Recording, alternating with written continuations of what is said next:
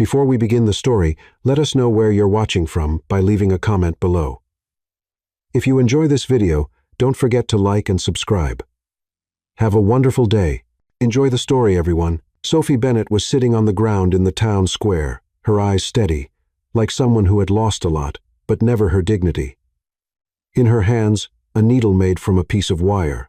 Around her, colorful plastic bags, torn ribbons, and strips of packaging were all carefully arranged, as if they were fine fabrics. Her fingers moved quickly, turning what most people would call trash into something almost magical.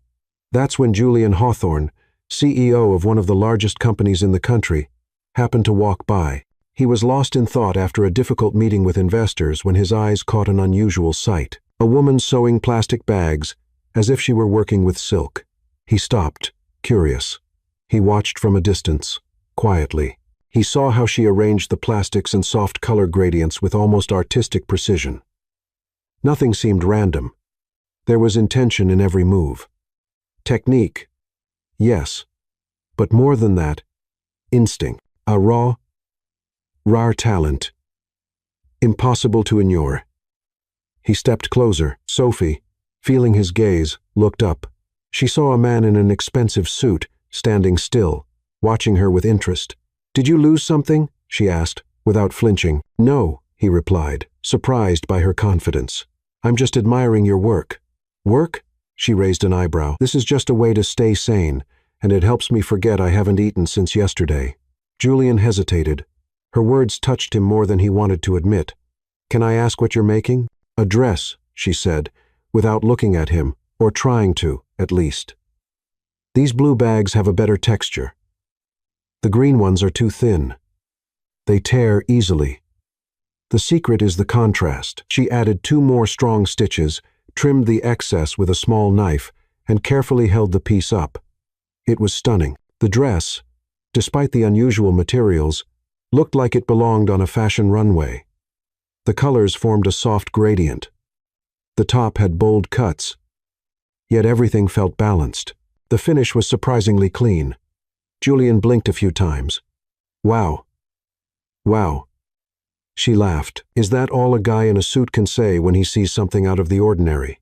It's not every day you find talent like this in the middle of a square," he said, still amazed. "Did you study fashion?" Sophie paused. "I've studied a lot of things, but the streets teach faster. Out here, if you don't create, you don't survive." Julian took a card from his pocket and handed it to her. "My name is Julian Hawthorne. Tomorrow night, there's an exhibit for new designers at the Ellington Fashion Gallery. I want you to bring that dress." Sophie looked at the card, then at him. "Let me guess. Another rich guy trying to feel good by helping a poor woman." Julian gave a slight smile. "No, I'm someone who just saw the most original dress in years, and I run a fashion company that's in desperate need of something alive." Sophie looked at the card, as if it belonged to another world. She bit her lower lip, thinking, "And if I show up there, will they even let me in? I'll be at the door, waiting. You have my word." She studied his expression. For the first time in a long while, she saw someone who didn't look sorry for her, or afraid, just honest. "I don't have fancy clothes, not even decent shoes, and I don't know how to talk to people up there. Just bring the dress. Nothing else matters."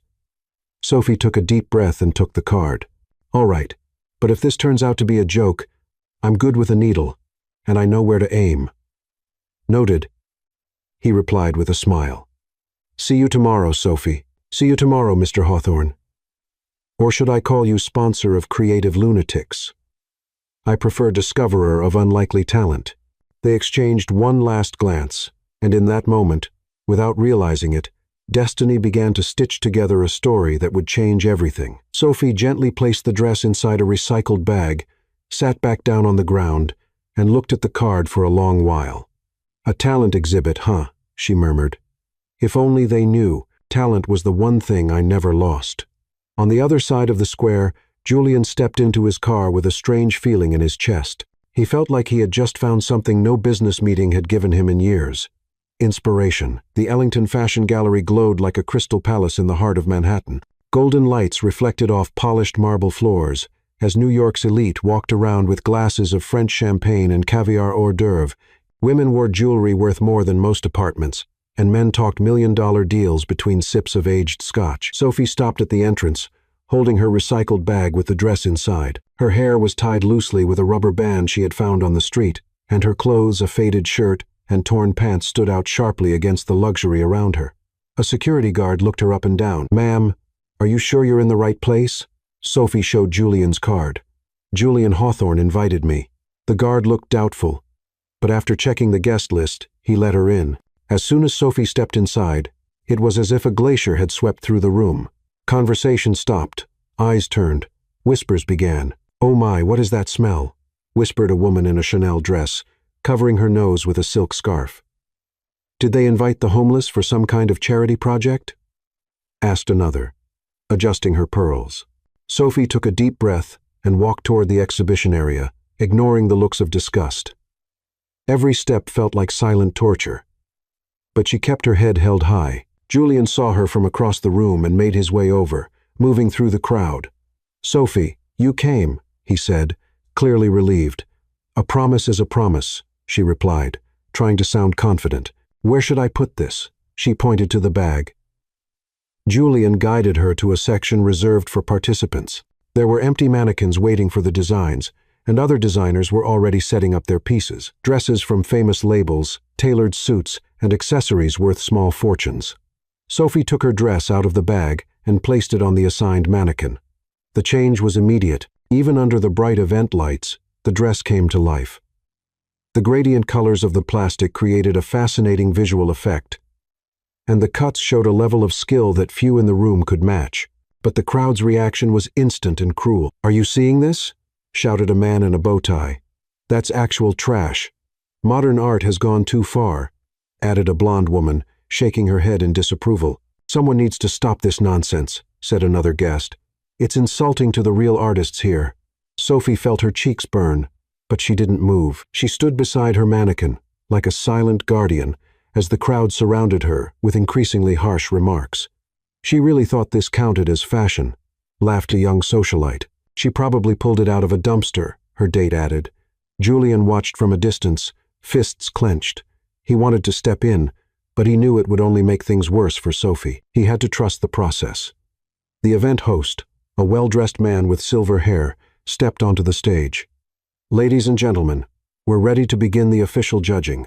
Each piece will be evaluated based on technical skill, creativity, and visual impact."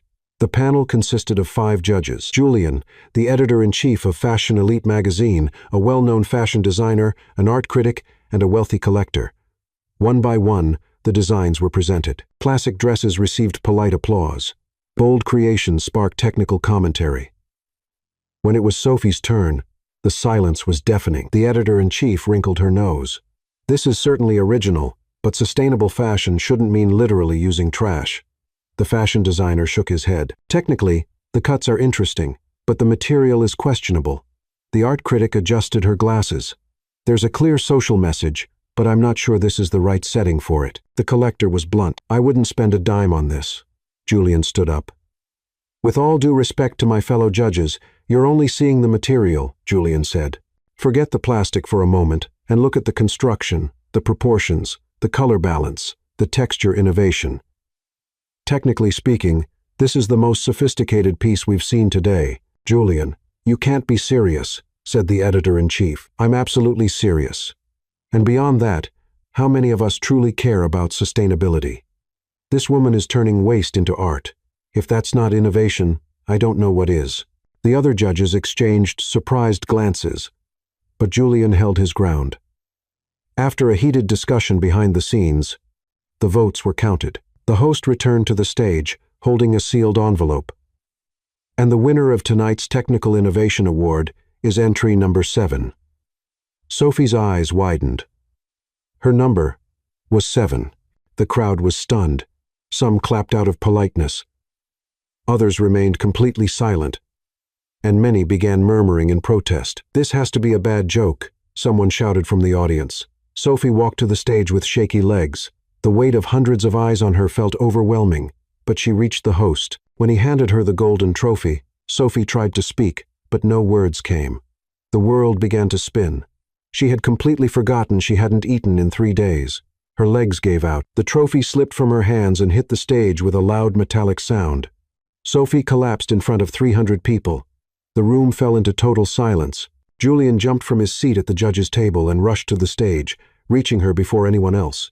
He knelt beside Sophie and held her up. "Sophie, Sophie, can you hear me?"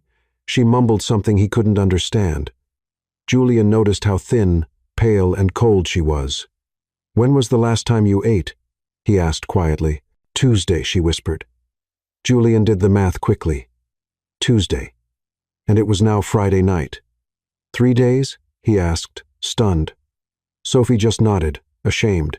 Julian turned to the crowd, still watching in silence. "Someone call an ambulance right now." At that moment, a photographer from Fashion Weekly, who had been sitting in the front row, suddenly stood up. He adjusted the lens on his camera and looked closely at Sophie. His eyes grew wide. "Wait a minute," he murmured, pulling an old photo from his wallet. He compared the image to Sophie's face. Even underweight, with messy hair and humble clothes, there was something unmistakable in those eyes, in the way she held a needle. The photographer jumped to his feet, nearly dropping his camera. "People," he shouted to the entire gallery, "don't you see who this is? Isn't this the famous LS who vanished 3 years ago?" The entire room froze. Every conversation stopped at once. It was as if someone had pressed the pause button on the world.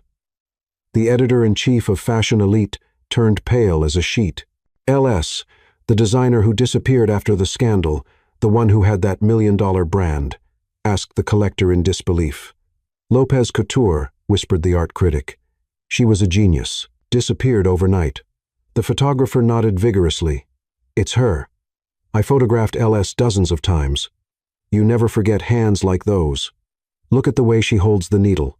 Julian looked down at Sophie, still semi-conscious in his arms, then back at the crowd, who now stared at her with a mix of shock, curiosity, and maybe even respect. The homeless woman who had just collapsed from hunger on the stage of the Ellington Fashion Gallery was, in truth, one of the greatest legends of modern fashion. And no one had any idea how she had ended up there.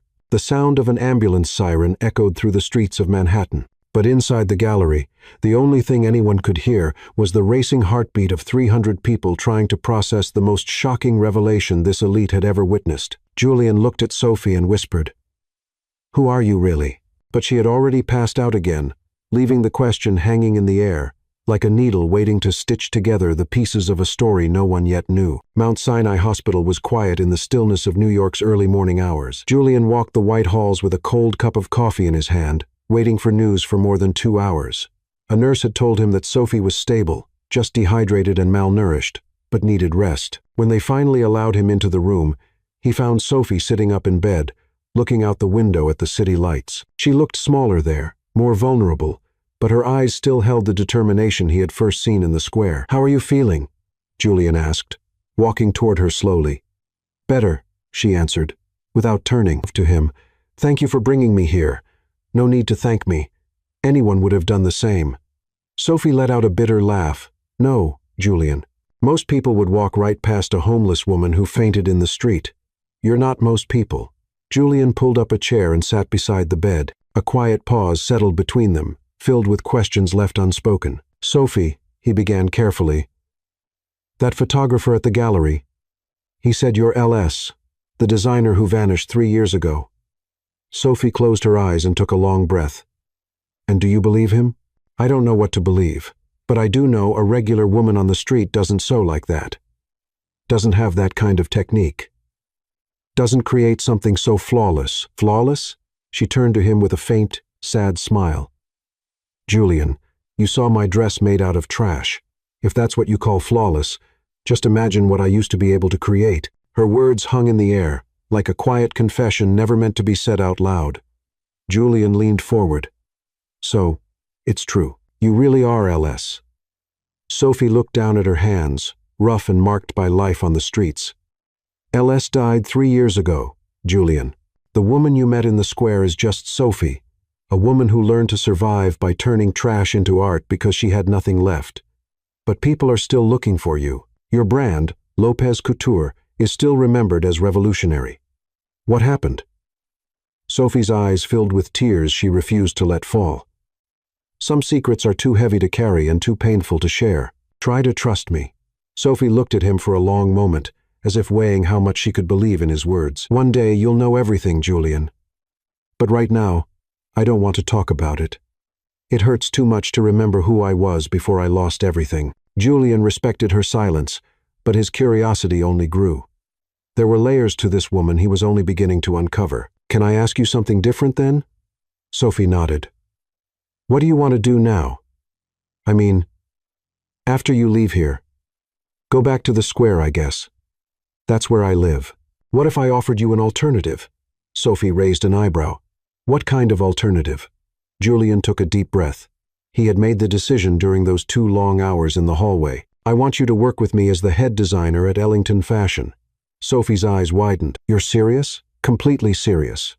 I saw what you can do with materials other people throw away. Just imagine what you could create with real resources." "Julian, you don't know me. You know nothing about my past. I know you have extraordinary talent. I know you're brave. I know you don't give up. And I know my company needs someone like you." Sophie shook her head, still in disbelief. "You're offering a job to a homeless woman who fainted from hunger in the middle of an exhibition. I'm offering an opportunity to the most talented woman I've ever met." Tears finally began to fall down Sophie's cheeks. "Why do you believe in me when no one else does?" Julian stood up and walked toward the window, looking out at the city that never sleeps. "You know what the difference is between you and all those famous designers at the gallery last night?" "What?" "They create fashion to impress. You create it to survive. And that makes all the difference." Sophie wiped her tears with the hospital sheet. "What if I say yes and let you down? What if you say yes and change everything?" They looked at each other for a moment that felt endless. In Julian, Sophie saw something she had lost long ago: hope. In Sophie, Julian saw something his company had lost: soul. "I need to think," she said finally. "Of course, but Sophie," he turned back to her before leaving, "sometimes life gives us a second chance when we least expect it. The question is, do you have the courage to take it?" After Julian left, Sophie was alone with her thoughts. Through the window, she could see Manhattan, still moving even in the middle of the night, people coming and going, each one with their own dreams and their own struggles. She thought about the square where she had spent the last few months. She thought about the dress made of trash she had created. She thought about the way Julian looked at her when he saw her sewing. And for the first time in 3 years, Sophie Bennett, who had once been LS, the most promising designer of her generation, allowed herself to imagine that maybe, just maybe, there was still a second chance waiting for her. Outside the hospital room, Julian walked the hallway with his phone in hand, already planning how he would convince the board to approve his boldest decision yet, because he was sure of one thing. Sophie wasn't just getting a second chance. He was, too. 3 days later, Sophie stood in front of Ellington Tower. She adjusted the simple blouse she had found at a thrift store, the only decent piece she could afford with the $20 left from the exhibition prize. Her hair was tied back in a loose bun, and she carried a fabric bag with her few belongings. "You can do this," she whispered to herself, taking a deep breath before pushing open the glass doors of the lobby. The entrance hall was overwhelming. Italian marble, crystal chandeliers, and a central fountain created an atmosphere of wealth Sophie hadn't seen in years. Executives in expensive suits walked by quickly, talking on their phones about million-dollar deals. At the front desk, a middle-aged blonde woman looked at her with clear disapproval. Her nameplate read, "Clarissa Newman, Executive Assistant." "May I help you?" Clarissa asked, in a tone that suggested the exact opposite.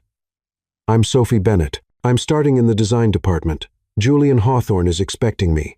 Clarissa looked her up and down, making sure to show her disapproval. "You must be mistaken. Mr. Hawthorne doesn't hire people like you. People like me." Sophie kept her voice steady, but her eyes sparkled with fire. "Look, dear, this is a professional workplace. You might be looking for the Community Help Center. It's 3 blocks down." At that moment, Julian stepped out of the elevator and saw Sophie in the lobby. "Sophie, it's great to see you." He turned to the receptionist. "Clarissa, this is our new head designer. Please get her a full access badge."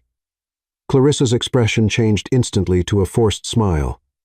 "Of course, Mr. Hawthorne. Right away." While they waited for the badge, Sophie heard whispers coming from different directions. "She's the homeless woman who won the award. I heard she sews with trash. Do you think she's working for free? She's probably used to it." Julian noticed Sophie's discomfort and quickly guided her toward the elevator. "Ignore them. In a few days, they'll be begging to learn your tricks." On the 35th floor, the elevator doors opened to reveal the design department of Ellington Fashion. It was a large, modern space filled with workstations equipped with high-end computers, professional cutting tables, and mannequins spread throughout. "This will be your space," Julian said, showing her a workstation in the center of the room. Sophie looked around, trying to take it all in. The space was impressive, but also overwhelming. Everything was so clean, organized, expensive. "Where are the restrooms?" she asked, a bit embarrassed. "At the end of the hallway to the left. Need help finding them?" "No, thank you. I just want to freshen up a bit."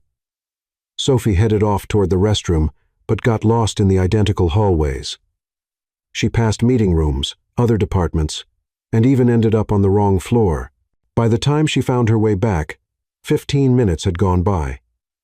The design team was already gathered around her workstation, whispering among themselves. There were 5 of them, 3 women and 2 men, all dressed perfectly with skeptical expressions. "Everyone, this is Sophie Bennett, our new head designer," Julian announced. A woman with red hair and designer glasses stepped forward. "I'm Olivia Reynolds, creative director. I heard about your work at the exhibition." The tone of her voice made it clear that work wasn't meant as a compliment. "Nice to meet you all," Sophie replied. A young man with a neatly trimmed beard crossed his arms.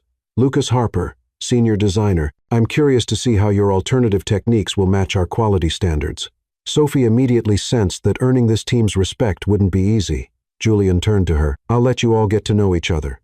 Sophie, feel free to explore the space and let me know if you need anything."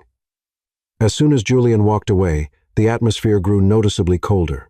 Olivia stepped closer with a forced smile. "So, Sophie, tell us about your background. Where did you study? Which brands have you worked with?" "I learned by doing, on the streets." Lucas gave a quiet laugh. "On the streets? How interesting. And what kind of clients did you serve on the streets?" Sophie felt her blood boil, but kept her composure. "The kind who need creative solutions with limited resources." "I see," Olivia said.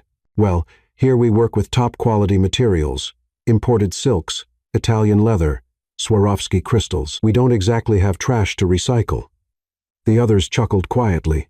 Sophie looked around the office and noticed several waste bins filled with expensive fabric scraps, crumpled sketches, and unused samples. "Actually," she said, walking toward one of the bins, "you throw away more useful material here than most people see in an entire year." She picked up some scraps of blue silk, pieces of French lace, and leftovers from a metallic fabric.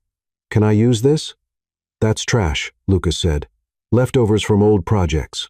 "Perfect." Sophie walked over to her workstation and began examining the discarded materials. Within minutes, she had sorted the fabrics by texture and color, creating a harmonious palette. Olivia watched, still skeptical. "What exactly do you plan to make with that?" "Something you've never seen before," Sophie replied, already cutting the fabric with surgical precision. Over the next 4 hours, Sophie worked in complete silence. Her fingers moved with a speed and precision that mesmerized anyone watching. She sewed everything by hand, no machine, using tiny, flawless stitches. At first, the team made fun of her eco-hippie techniques, but little by little, they began moving closer to get a better look. "What kind of stitch is that?" asked one of the younger designers, clearly fascinated. "It's an adaptation of the French stitch, but reinforced to handle more tension," Sophie explained, without stopping. "I've never seen anything like it," Lucas murmured, genuinely impressed. When Sophie finally stepped back from the table, she had created a dress that left the entire team in silence. It was an asymmetrical piece that combined the fabric scraps so perfectly, it looked like it had been designed that way from the beginning. The metallic parts reflected light in shifting patterns, and the lace details added a surprising delicacy. "Impossible," Olivia whispered. "How did you make this in 4 hours?" 5 years living on the streets teach you not to waste anything," Sophie answered simply. Just then, Julian returned to the department to see how Sophie was settling in. When he saw the dress, He stopped in the doorway and stood still for several seconds. "Sophie," he said, walking toward her slowly. "This is extraordinary. It's just a test," she replied modestly. "A test?" "You did more in one day than they've done in a month," Julian said, glancing at the team, who remained quiet. Olivia tried to protest. "Julian, it's just an experimental piece." "Olivia, this is the most innovative piece I've seen come out of this department in years," Julian interrupted, "and it was made from leftovers." Sophie felt her cheeks flush at the compliment. "Now I need to show you our computer system," Julian said. "Come with me." He led her to a high-end computer. Sophie looked at the screen, as if it came from another planet. "I don't know much about computers," she admitted. "Don't worry, it's easier than it looks." Julian stood behind her, placing his hands gently over hers on the keyboard. The closeness gave Sophie a chill that had nothing to do with the office air conditioning. "First, you click here to open the design software," he said, his voice close to her ear. Sophie tried to focus on the instructions, but she was acutely aware of the warmth of his body behind hers, the subtle scent of his cologne, the way his large hands gently guided hers. "Now you can draw directly on the screen," Julian continued, guiding her fingers over the mouse. When he leaned in closer to show her a specific feature, their faces were just inches apart. They looked at each other for a moment that felt endless, and Sophie felt her heart start to race. "I think I'm getting the hang of it," she whispered. "You pick things up very quickly," he replied, not stepping back. The tension between them was unmistakable. Sophie could feel that Julian was just as affected by the closeness as she was. A soft cough broke the moment. They quickly moved apart. Olivia was standing next to the desk, her expression unreadable. "Julian, the board is looking for you," she said, her tone slightly sharp. Of course, Julian straightened up. "Sophie, if you need any help, Olivia can guide you. Right, Olivia?" "Certainly," Olivia replied, with a smile that didn't reach her eyes. After Julian left, Sophie was alone with the team, but the atmosphere had shifted. The dress she had created stood as silent proof of her talent, and the moment she had shared with the boss had not gone unnoticed. Sophie looked out the window on the 35th floor, seeing the city stretch out to the horizon. For the first time in 3 years, she felt something she had forgotten: hope, and something else she didn't dare name, but that warmed her chest whenever she thought of Julian's eyes so close to hers. On the rooftop of a skyscraper in the Upper East Side, Cassandra Sterling was sipping French champagne when a news segment caught her attention. The screen showed Sophie receiving the award at the Ellington Fashion Gallery, with the caption, "Mysterious designer wins over New York elite with sustainable fashion." Cassandra nearly dropped her glass. "Impossible," she murmured, turning up the volume. The reporter continued. "The winner, identified only as Sophie Bennett, created a sensation with a dress made entirely of recycled materials. Some present speculate she might be the legendary LS who vanished mysteriously 3 years ago." Cassandra felt her blood boil. There was Sophie Bennett, her former best friend, her ex-partner, the woman whose life she had carefully destroyed. Back in the world Cassandra now ruled. She walked over to her mahogany desk and picked up the phone, dialing quickly. "Lucas, this is Cassandra Sterling. I need you to run an urgent article."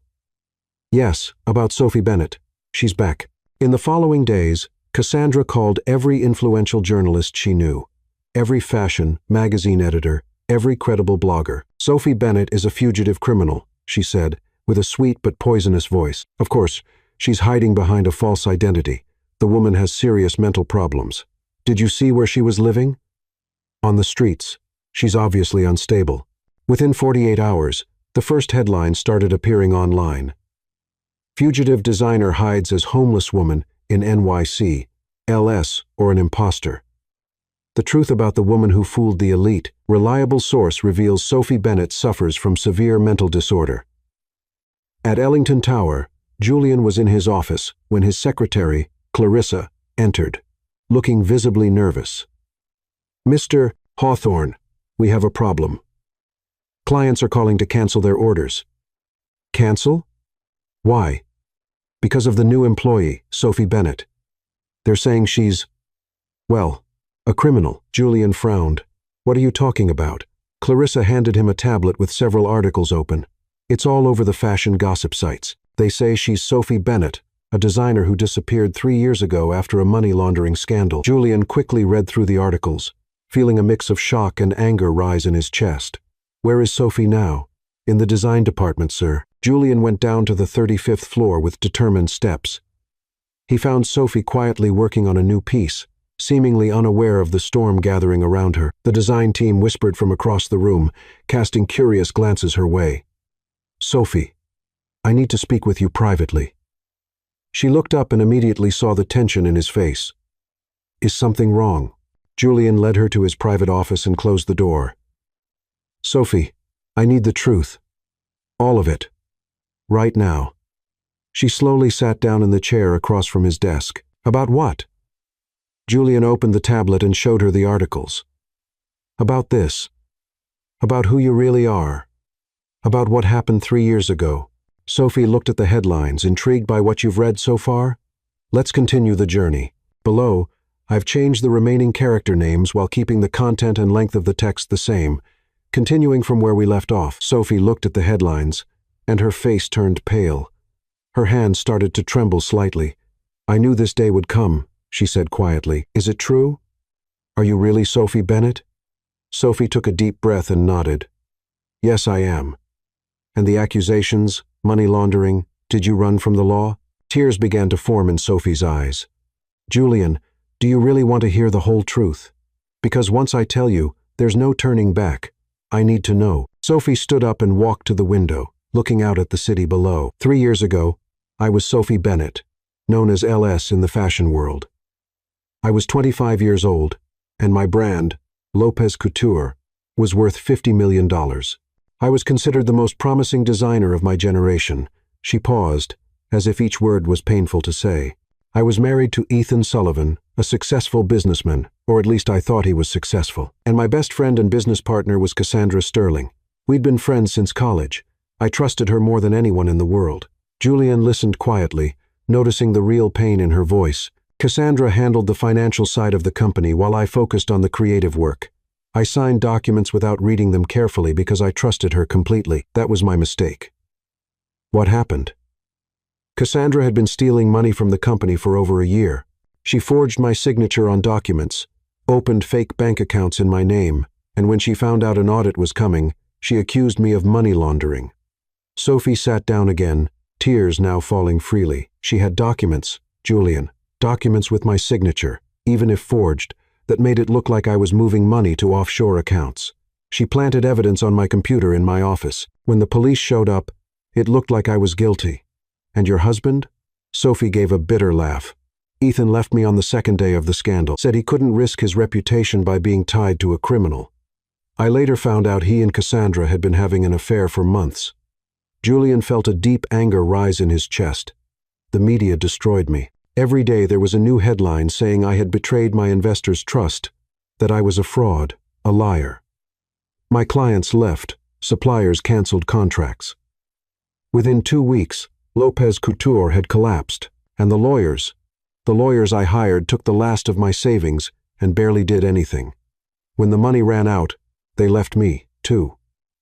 I was alone, no resources, no company, no friends, and no family who believed in me. Sophie wiped her tears with the back of her hand. Cassandra kept everything. The company, the clients, even my apartment, because she managed to prove I had bought it with dirty money. She changed the name to Sterling Empire, and today it's one of the most respected brands in New York. And you ended up on the streets. Not right away. I first tried to rebuild my life in other cities. But my reputation followed me. No one would hire me, not even to work in a department store. The name Sophie Bennett had become a symbol of fraud in the fashion industry. She paused, breathing with difficulty. Eventually, I ran out of money. I couldn't pay rent, couldn't find work. One thing led to another. And, well, you know the rest. Julian stood up and walked over to her, kneeling beside the chair. Sophie, I'm so sorry. I'm sorry for everything you've been through. The worst part, she continued, is that Cassandra was right about one thing. I really did become unstable. There were moments when I questioned my own sanity. Had I really done all that? Was I truly the monster everyone said I was? You're not a monster. You're the strongest person I've ever met. Sophie looked at him in surprise. How can you say that? You don't even know me that well. I know enough. You survived 3 years on the streets and still kept your humanity, your talent, your ability to create beauty. That's not something a monster does. Julian, If you keep me here, you'll destroy your company. Cassandra won't stop until she sees me ruined again." Julian stood up and took her hands. "Then let's give her a fight she didn't expect. I'll help you get back on your feet, Sophie, and we're going to prove your innocence." Just then, Clarissa knocked on the door urgently. "Mr. Hawthorne, there are some people here insisting on speaking with Miss Sophie." Julian and Sophie exchanged tense looks. "Who is it?" "A woman named Cassandra Sterling. She's here with lawyers." Sophie's blood ran cold. "She's here." Julian squeezed her hands. "You're not alone this time." They went down to the lobby, where Cassandra was waiting with two men in suits. She hadn't changed much in 3 years. Still blonde, elegant, and wearing a smile that never reached her eyes. When she saw Sophie, her smile widened. "Sophie, darling," she said, in a sugary voice, "what a surprise to find you here. Still dressing in garbage, I see." Sophie felt old wounds tear open, but Julian stepped forward. "Miss Sterling, this is a private workplace. If you have something to discuss, you can schedule a meeting through the proper channels." Cassandra laughed. "Oh, how charming. Sophie has found herself a protector." She turned directly to Sophie. "Do you really think you can hide forever, dear? Changed your last name to Bennett, but you can't change who you are, a runaway criminal." "I'm not a criminal," Sophie said, finding strength in her voice. "And you know that better than anyone." "Oh, do I?" Cassandra feigned surprise. "I know you stole millions from our investors. I know you destroyed the trust of dozens of people, and now you're trying to fool this poor man too." Julian stepped forward, clearly angry. "That's enough. Leave now." Cassandra looked at him with disdain. "Mr. Hawthorne, is it? You should be thanking me for coming here in person to warn you. This woman will destroy your company, just like she destroyed mine. That's what she does. She ruins the people who trust her." Sophie felt tears burn in her eyes, but she didn't let them fall. "The only thing I ruined was my own life because I trusted you." "How dramatic." Cassandra laughed. "You've always been like this, haven't you? Always the victim." "Well, dear, it won't work this time. Everyone already knows who you really are." The confrontation could have gone on longer, but Julian called security, and Cassandra was escorted out, not before throwing one last venomous glance at Sophie. "This isn't over, Sophie." When the elevator doors closed, Sophie collapsed into a chair in the lobby, trembling. Julian knelt beside her. "It's okay, she's gone." "It's not okay," Sophie whispered. "She's right about one thing. I'm going to destroy your company. I'll destroy you too." "Look at me," Julian said, lifting her chin. "The only thing that's going to be destroyed here is the lie she built. I promise." Sophie looked into his eyes and saw something she hadn't seen in 3 years, someone who truly believed in her. Meanwhile, outside the building, Cassandra climbed into her limousine with a satisfied smile. The next day, Sophie was in the Ellington Tower studio, putting the final touches on her collection for the Fashion Week show, happening in 48 hours. 5 revolutionary pieces were displayed on mannequins, each representing a stage of transformation, from destruction to renewal, from waste to luxury. It was 2 in the morning when she finally decided to go home. The show would be her chance to prove to the world that Sophie Bennett hadn't just survived, she had come back stronger. "Tomorrow's going to be perfect," she murmured to herself, turning off the lights in the studio. Outside the building, Cassandra watched through the limousine window. She had bribed 2 security guards with $10,000 each to give her access after hours. 50 minutes, she told the driver, no more than that. At 3 in the morning, Cassandra entered the studio, holding a pair of professional scissors. One by one, she systematically destroyed each piece of Sophie's collection. Precise cuts ruined months of work, fabrics torn, embroidery unraveled, structures broken. When she was done, the studio looked like a textile battlefield. Sophie arrived the next morning with coffee in hand and a hopeful smile. What she found made her fall to her knees among the wreckage. "No, no, no," she repeated, picking up shredded pieces of fabric. In 3 years living on the streets, Sophie had never cried, not when she was hungry, not when she was humiliated, not even when she slept in the cold. But now, seeing her dreams literally in pieces, the tears came like a storm. Julian arrived an hour later and found Sophie sitting on the floor, holding the remains of a dress in her arms. "My God, Sophie, what happened here?" "She destroyed everything," Sophie sobbed, Cassandra destroyed everything. I have nothing left for the show.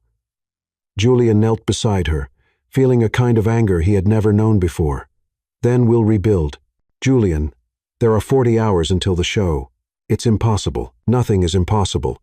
Julian picked up the phone and called every employee in the company, canceling all time off and scheduling an emergency meeting. Within an hour, the entire design department was in the studio, along with assistants, interns, and even members of the cleaning staff. Everyone, Julian announced, we're going to help Sophie create the most incredible collection New York has ever seen in 36 hours.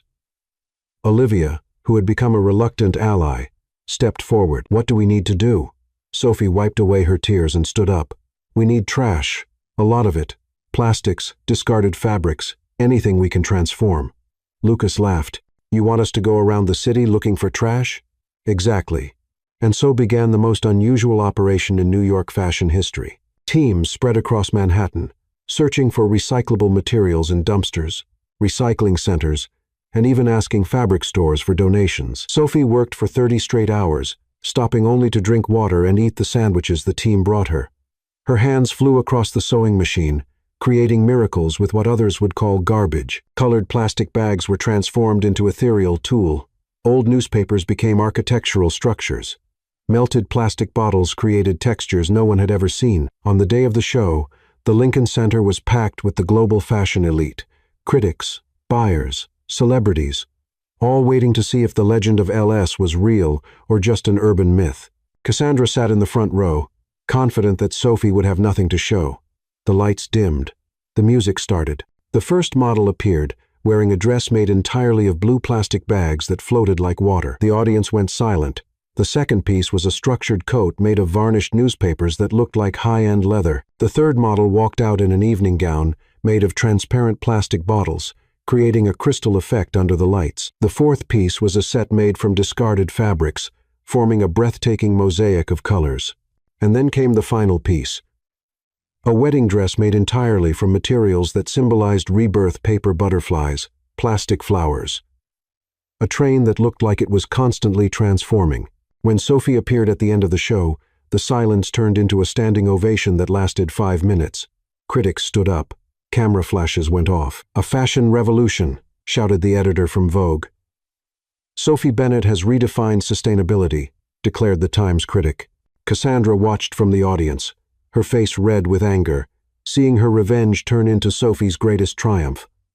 After the show, Julian found Sophie backstage, still in shock from the success. You did it, he said, smiling. We did it, she corrected. Would you have dinner with me to celebrate? Sophie paused for a moment, then smiled. I'd love to. They had dinner at a small Italian restaurant in Soho, away from the spotlight and the hustle of Fashion Week. The conversation flowed naturally, with laughter and stories, as if they were old friends. Thank you, Sophie said, when they finished dessert, for believing in me when no one else did. Thank you for reminding me why I fell in love with fashion, Julian replied. When he took her to the small apartment the company had rented for her, they stopped at the door and looked at each other intensely. Sophie, Julian began, stepping closer. Julian, she whispered, moving closer, too. Their faces were inches apart. Sophie could feel his breath, see the intensity in his eyes. The moment was full of all the tension and attraction that had grown between them. They moved even closer, but then Sophie pulled back slightly. Maybe we should take it slow, she said, her voice trembling. Julian nodded, understanding. You're right. Good night, Sophie. Good night, Julian. She entered the apartment with her heart racing, knowing something between them had changed forever. Outside, Julian stood still for a moment, smiling to himself. Meanwhile, in her penthouse, Cassandra was breaking crystal glasses against the wall, planning her next move. The war was far from over. But for the first time in 3 years, Sophie Bennett went to sleep with a smile, knowing she had proven that miracles can rise from ashes, and that maybe, just maybe, she could find love again. 3 days after the huge success of the show, Sophie was organizing her new studio when she heard familiar voices coming from Julian's office. Curious, she approached the half-open door and saw an elegant woman with brown hair talking excitedly with him. Jules, I'm so proud of you, the woman said. Sophie's collection was revolutionary. You made the right choice. Sophie froze. She recognized that face and voice immediately. Impossible to forget. 5 years earlier, Sophie was returning from the studio when she saw a runaway car heading straight toward a distracted woman crossing the street, talking on her phone. Without thinking twice, Sophie ran and pushed the woman out of the car's path, saving her life. The woman had thanked her emotionally, but Sophie left quickly, without giving her name. It was Eleanor Hawthorne, Julian's sister. Sophie's heart sank. Everything suddenly made devastating sense. Julian hadn't helped her because of her talent. He had known who she was from the very first moment in the park. He knew she had saved Eleanor. With trembling legs, Sophie knocked on the door. "Julian, can I talk to you?" "Of course." He opened the door with a smile. "Sophie, this is my sister Eleanor." "Eleanor, this is Sophie Bennett, the extraordinary designer I've told you so much about." Eleanor smiled warmly. "It's a pleasure to officially meet you, Sophie. Jules can't stop talking about you." Sophie forced a smile, but her eyes stayed fixed on Julian. "I need to talk to you in private." Eleanor noticed the tension. "I'll leave you two to talk." "It was a pleasure, Sophie." Once they were alone, Sophie crossed her arms. "How long have you known?" "Known what?" Julian looked genuinely confused. "That I saved your sister 5 years ago. That's why you helped me, right? Out of gratitude." Julian's eyes widened. "Sophie, what are you talking about? Don't pretend you don't know. Eleanor is the woman I saved from an accident 5 years ago. You recognized me in the park and decided to return the favor." Julian shook his head strongly. "Sophie, I swear I didn't know. Eleanor never told me the name of the person who saved her. She only said a brave woman risked her life to save her. You expect me to believe that?" Julian stepped closer to her. "Sophie, look at me. If I had known you saved my sister, do you think I would have let you live on the streets for 3 years? I would have moved heaven and earth to find you." Sophie studied his face, searching for signs of a lie. "So why did you help me?" Julian took her hands. "Because the moment I saw you in the park, creating art with your own hands, I saw something special. And every day since I've fallen more in love with the strong, talented, and resilient woman you've become." "Julian, I fell in love with you, Sophie. Not the woman who saved my sister, not the legendary LS, but you, the woman who turns trash into beauty, who never gives up, who has the kindest heart I've ever known." Tears began to well up in Sophie's eyes. "Are you sure?" "Absolutely." He leaned in and gently touched her face. "May I kiss you?" Sophie nodded, and their lips met in a soft, emotional kiss. In that moment, all doubts and fears disappeared. "Would you like to walk with me?" Julian asked, when they parted. They walked to Central Park, talking and laughing like a couple in love. When a light rain started, instead of looking for shelter, they stopped and stood in the rain. "Sophie," Julian said, pulling her closer. "I love you. I love you too," she whispered. And there, under the gentle New York rain, they kissed again. This time, without hurry or doubt, just two hearts that had found home in each other. The next day, Julian was in his office when the private detective he had hired knocked on the door. "Mr. Hawthorne, I have important information about Cassandra Sterling." Julian straightened in his chair. "Did you find something?" The detective opened a folder full of documents. "I found enough evidence to charge Cassandra with fraud, forgery, and money laundering. She systematically forged Sophie Bennett's signatures and created a complex network of fake bank accounts." Julian reviewed the documents, feeling a mix of relief and anger. "Is this enough to clear Sophie's name?" "More than enough. Cassandra Sterling is the real criminal. Sophie Bennett is completely innocent." Julian smiled for the first time in days. "Prepare everything to present to the authorities, Detective." "Yes, sir. Excellent work." After the detective left, Julian picked up the phone to call Sophie. He finally had the proof that would clear her name and allow her to rebuild her life. The truth was finally coming out. Madison Square Garden had been transformed into a sustainable fashion arena. Flags from 50 countries hung from the ceiling, while a crowd of designers, investors, and fashion critics gathered to watch the Green Fashion Global Competition, the world's most prestigious event in eco-friendly fashion. Sophie nervously adjusted her recycled blazer as she watched the final competitors. She had made it this far after beating over 1,000 candidates worldwide. Now, only 5 designers remained. competing for the $10 million prize. Ladies and gentlemen, the host announced, each finalist will have 6 hours to create a revolutionary piece, using only sustainable materials provided by the organization. The winner will be chosen based on innovation, environmental impact, and commercial viability. Sophie was led to her workstation, where she found piles of organic materials, recycled fabrics, and dried seaweed. Her eyes lit up. For weeks, she had secretly experimented with biocompounds made from seaweed, trying to create a fabric that was both luxurious and fully biodegradable.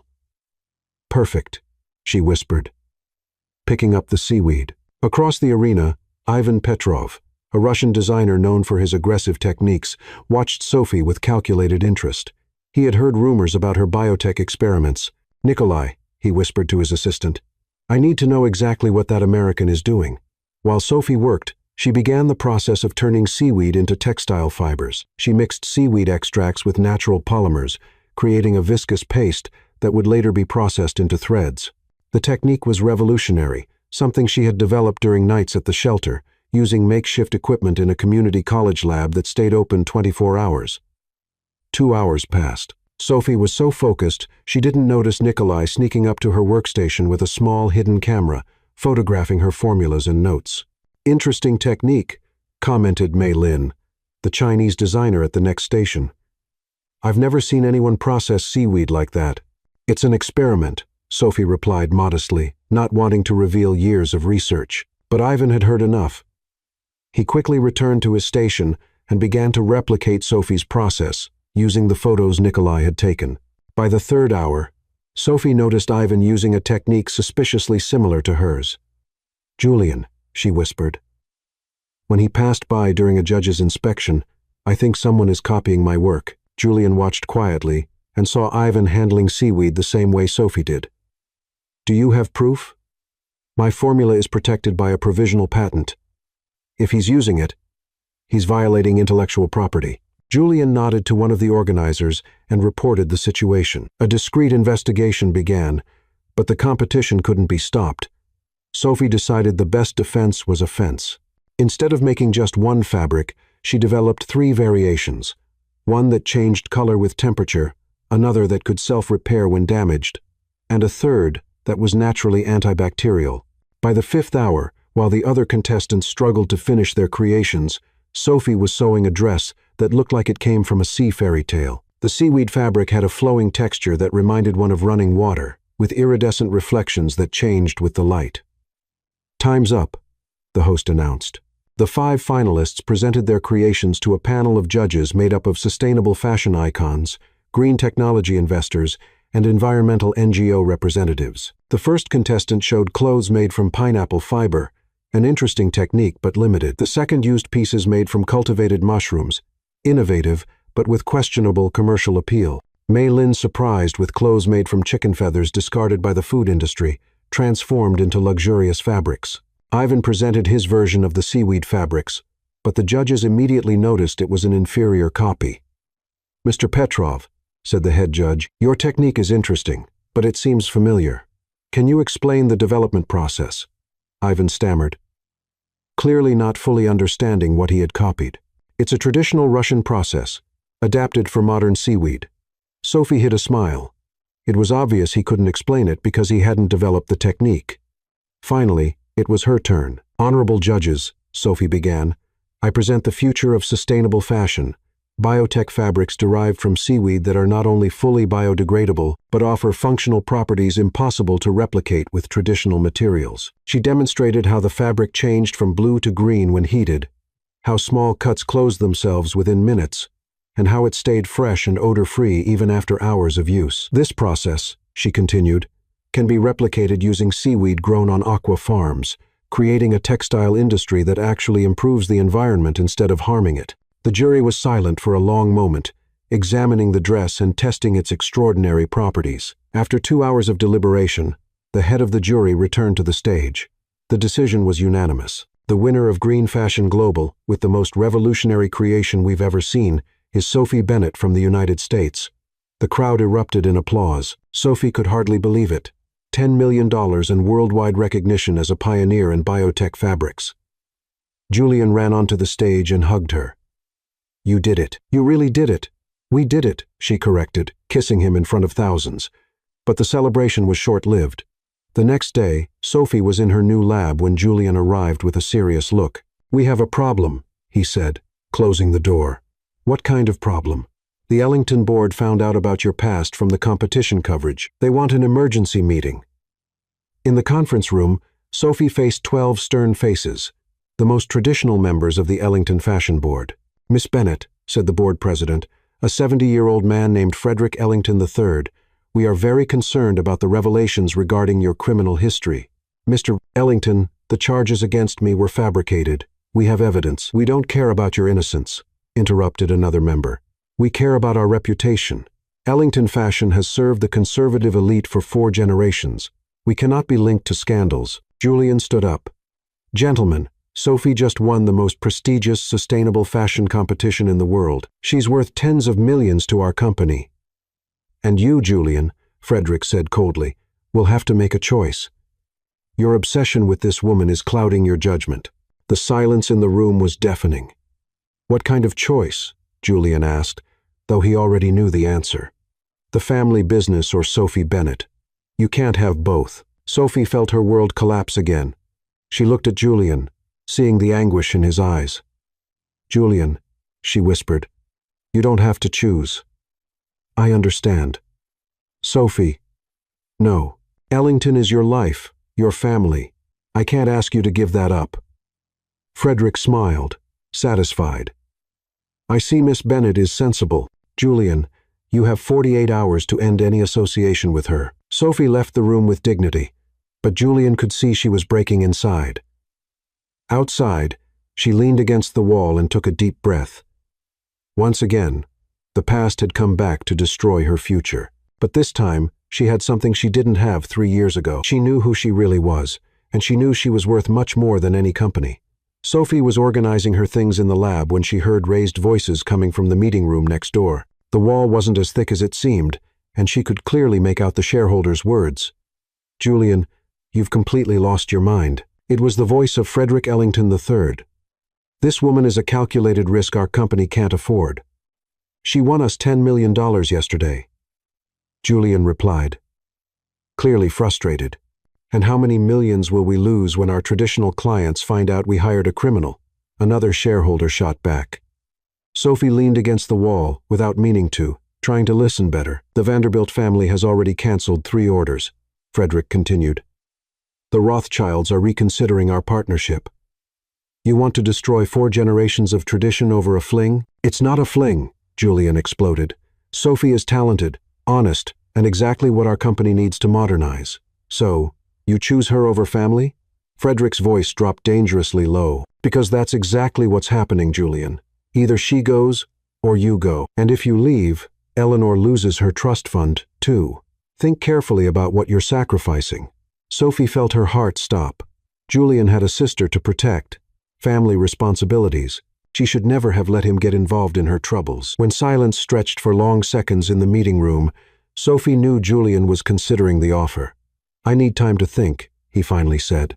Sophie stepped away from the wall, heartbroken. Time to think meant he was seriously thinking about choosing the company. She hurried down the hall, trying to reach the elevator without being seen, but bumped into Frederick Ellington III, who was leaving the meeting with a satisfied look. Ah, Miss Bennett herself, he said, with a cruel smile. You just saved me a phone call. Mr. Ellington. Sophie tried to pass by him. Don't be so quick, he blocked her path. I want you to understand one thing. People like you don't belong in our world.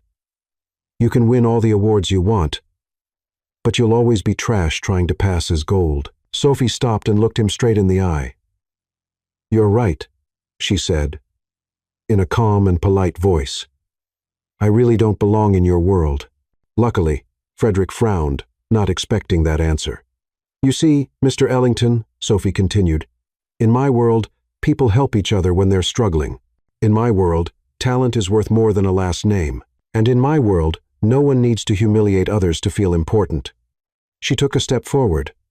So, thank you for reminding me that I wouldn't want to belong to a world where people like you make the rules.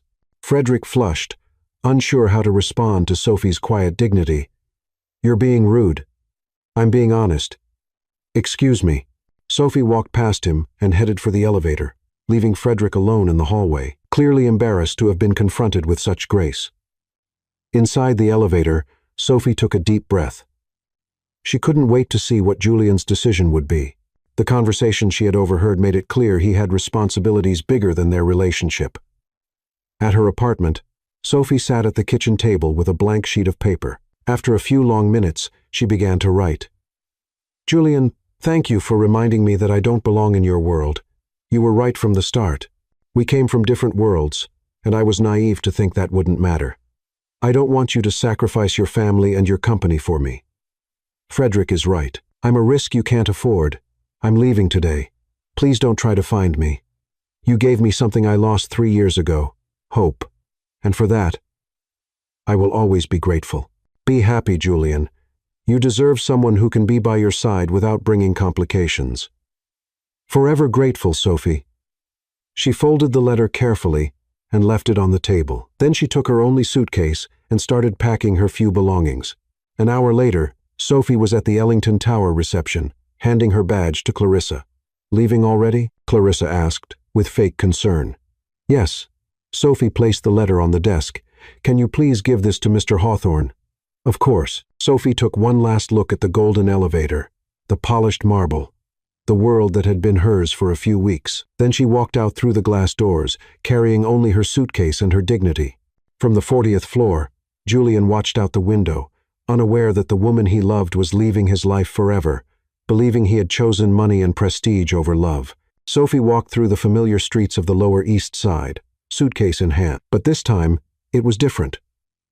3 years ago, she had arrived on these streets, defeated, invisible, broken. Now, even returning to the same place, she carried something she hadn't before. Purpose. She rented a tiny room in a social shelter for $20 a week, the most she could afford with the money she had saved. The space was small, but it offered something the park never did: privacy and internet connection. That first night, Sophie opened her phone and saw hundreds of messages on Instagram. During her time at Ellington, journalists and fashion fans had discovered her social media, and now she had over 50,000 followers waiting for content. An idea began to form in her mind. The next day, Sophie posted her first video. Hi everyone, I'm Sophie Bennett, and I want to show you that sustainable fashion isn't just for the rich. It's a right for anyone with creativity. She was sitting on the floor of the shelter, with grocery bags, tape, and a needle in her hand. Today, we're going to make an evening gown out of grocery bags. Yes, you heard that right. A dress that will cost less than $5 and be more unique than anything from a designer brand. For 20 minutes, Sophie showed, step by step, how to turn plastic bags into an elegant dress. Her skilled hands cut, sewed, and shaped, while she explained each technique simply and with humor. True elegance doesn't come from the price of the clothes, but from the confidence of the person wearing them. She finished, showing the finished dress.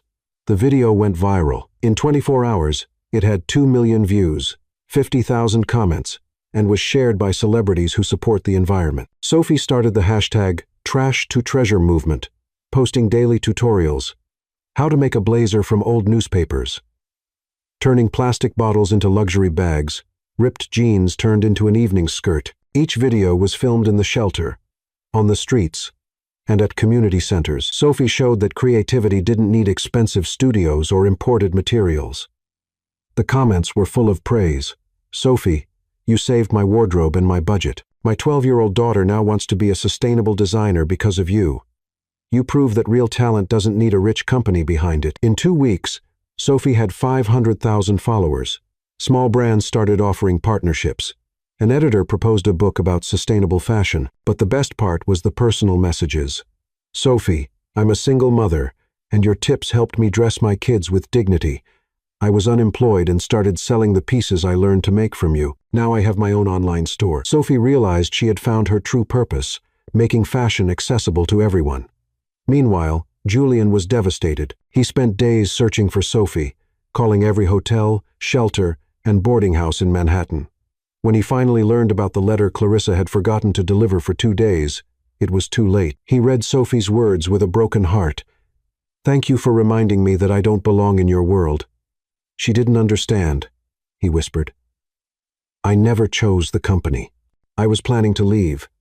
Julian ran to Washington Square Park, where it all began. But Sophie wasn't there.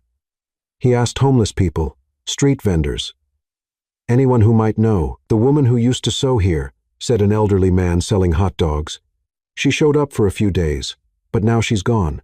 I heard she's famous on the internet. Julian found Sophie's Instagram and watched all the videos, feeling a mix of pride and pain. She was shining, but without him. Sophie, in turn, had found a new family at the women's shelter where she now lived. Every afternoon, she taught sewing to the other residents, women who, like her, had lost everything but not their hope. Sophie, said Isabella, a Salvadoran immigrant, you taught us that we can be beautiful without spending money we don't have. And more importantly, added Rachel, a young mother, you taught us that our worth doesn't depend on the approval of rich men. Sophie smiled. It was true. For the first time in her life, she felt whole without needing anyone's validation.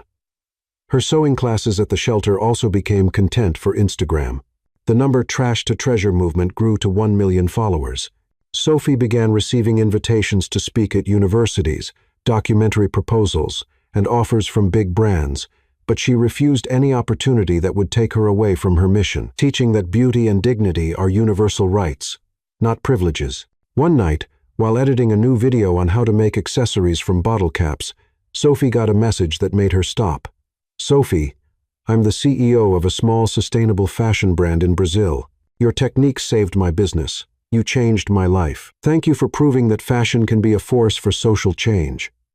Sophie smiled and looked around the shelter.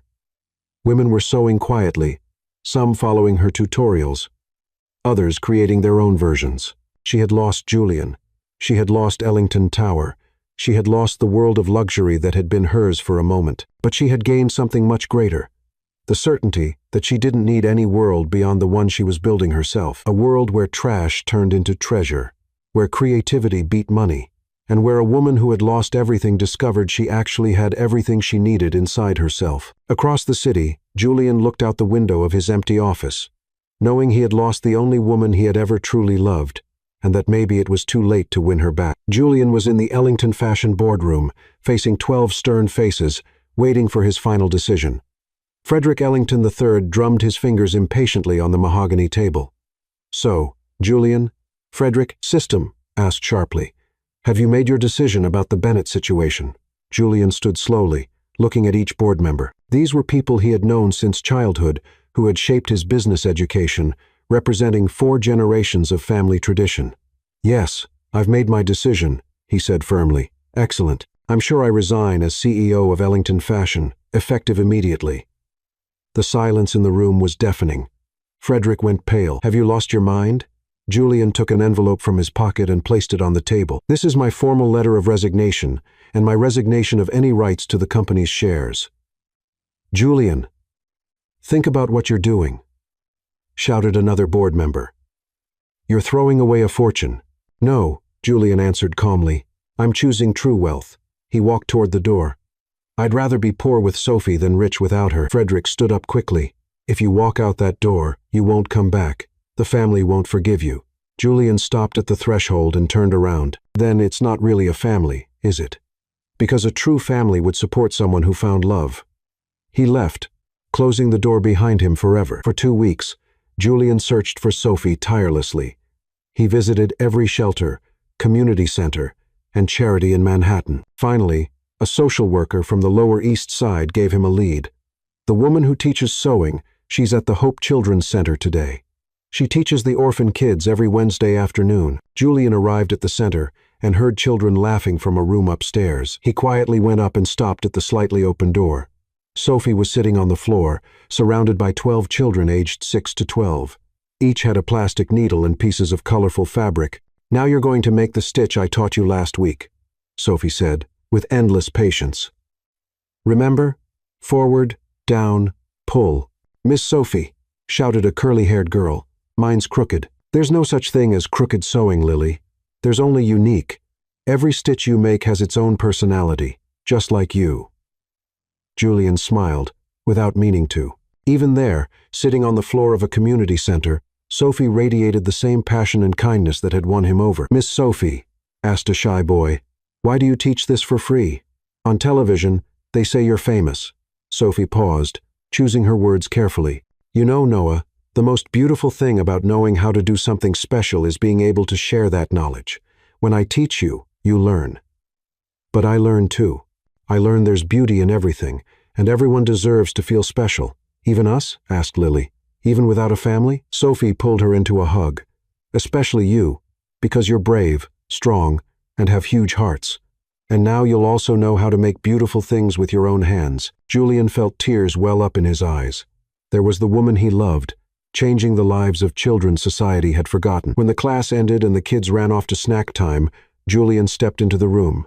"Sophie," he said, coming closer slowly. "How did you find me?" "I looked for you all over New York," he said. "Sophie, I need to tell you something. If you came to convince me to go back to Ellington, I left Ellington." Sophie's eyes widened. "What?"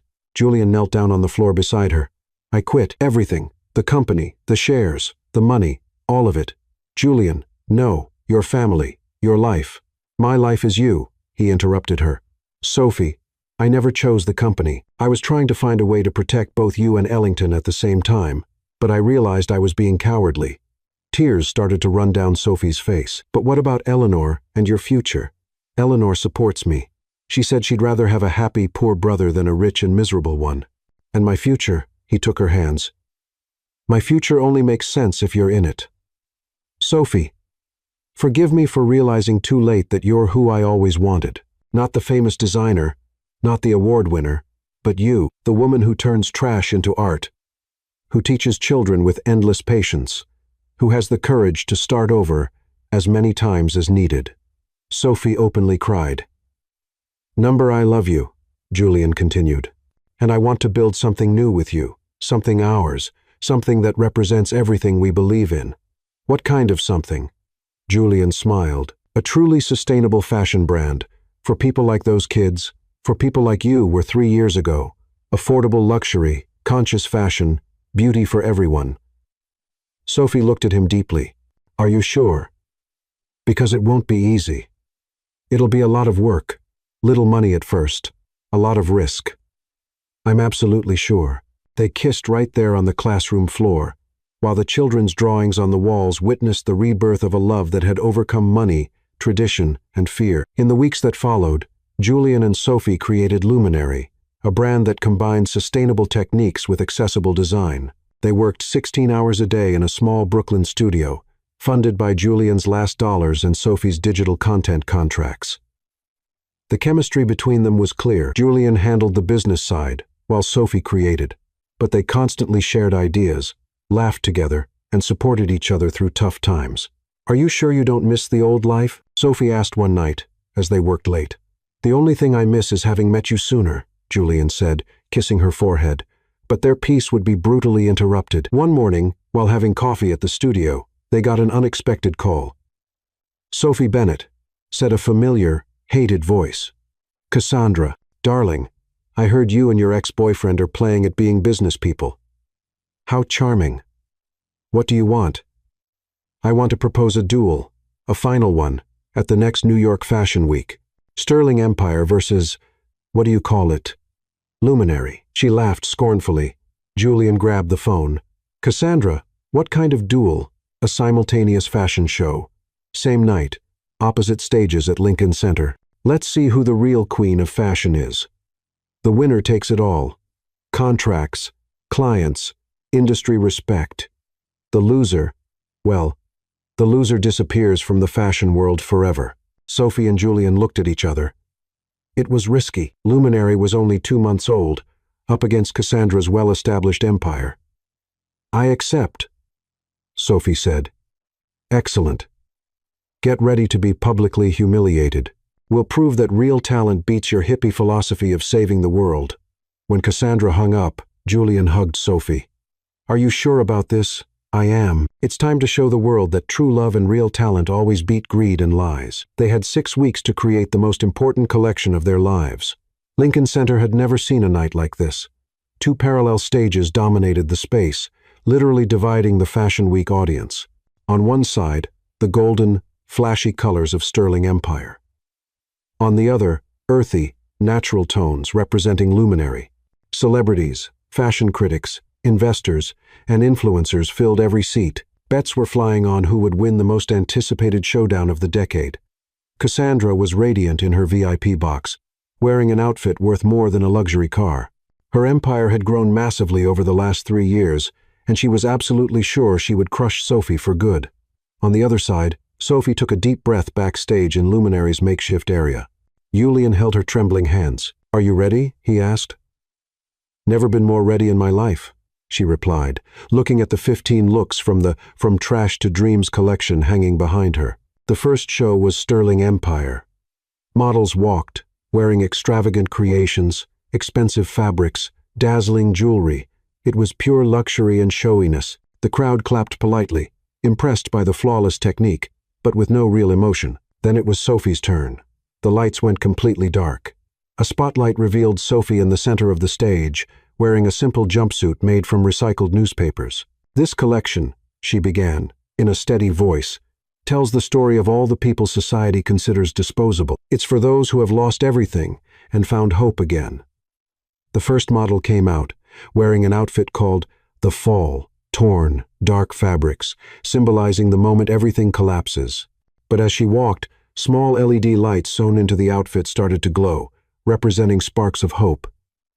The second piece, The Awakening, showed how creativity comes from need. A dress made entirely from clear plastic packaging that, under special lights, reflected like diamonds. The fight followed. A blazer and skirt made from patches of different fabrics, each patch telling a story of resistance and adaptation. The audience started leaning forward, captivated by the visual story unfolding. The discovery showed an outfit that changed shape as the model moved, made with materials that expanded and contracted, symbolizing self-awareness. Tears were already falling on faces in the front row.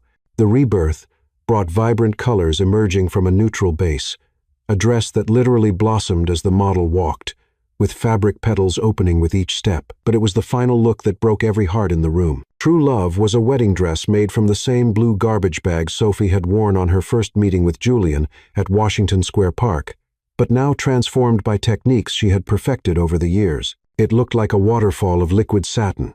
The model wearing it was Eleanor, Julian's sister, who had insisted on taking part to support the couple. When Eleanor reached the end of the runway, Sophie went on stage and began to tell the real story behind each piece. "This dress," she said, gently touching the fabric, "was made from the same material that kept me warm when I slept on the streets. The same plastic that taught me beauty doesn't come from where you're born, but from what you choose to create."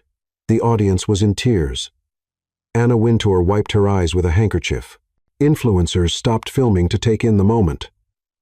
"Fashion isn't about price," Sophie continued. "It's about transformation. It's about showing the world that everyone deserves to feel beautiful, valued, and loved." The applause started quietly, but grew like an avalanche. In seconds, 2,000 people were standing, clapping with an intensity that made the floor vibrate.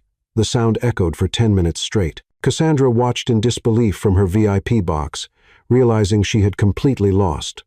That was when FBI agents came up to her stage. "Cassandra Sterling, you are under arrest for fraud, forgery, and money laundering." Julian had handed over all the evidence collected by the private detective to the authorities the week before, timing the arrest for the perfect moment.